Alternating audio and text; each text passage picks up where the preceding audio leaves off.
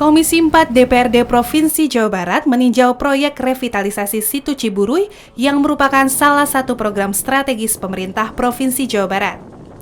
Anggota Komisi 4 DPRD Jawa Barat, Zulkifli Caniago, menyoroti perencanaan yang tidak matang dari proyek revitalisasi Situ Ciburuy dengan adanya perubahan konsep yang mengakibatkan anggaran tidak terserap seluruhnya.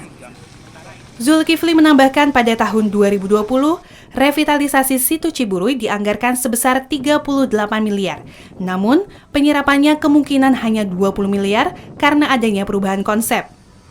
Zulkifli mendorong agar perencanaan dengan memperhatikan kaidah yang diatur oleh perundang-undangan dituntaskan terlebih dahulu untuk selanjutnya bisa dianggarkan.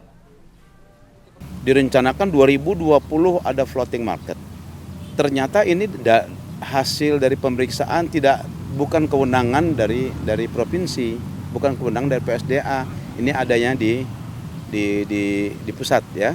Nah, ini kan artinya suatu perencanaan yang tidak melihat, yang tidak memperhatikan kaidah-kaidah yang diatur oleh peraturan perundang-undangan gitu loh.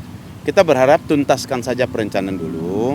Kalau memang dimungkinkan, baru kita anggarkan, baru kita rencanakan, baru kita laksanakan gitu loh. Saat ini revitalisasi Situ Ciburuy memasuki tahap kedua, namun terkendala pengerukan di area situ yang belum mendapatkan izin. Zulkifli berharap dengan adanya revitalisasi, Situ Ciburuy dapat dimanfaatkan sebagai destinasi wisata masyarakat dengan kondisi yang lebih baik. Masyarakat bisa memanfaatkannya, kondisi daerahnya tertata dengan baik, sehingga kalau saja nanti dicanangkan untuk menjadi destinasi wisata dengan kondisi yang sudah sangat baik. Jadi masyarakat juga tidak akan kecewa, saya kira gitu. Humas DPRD Provinsi Jawa Barat melaporkan.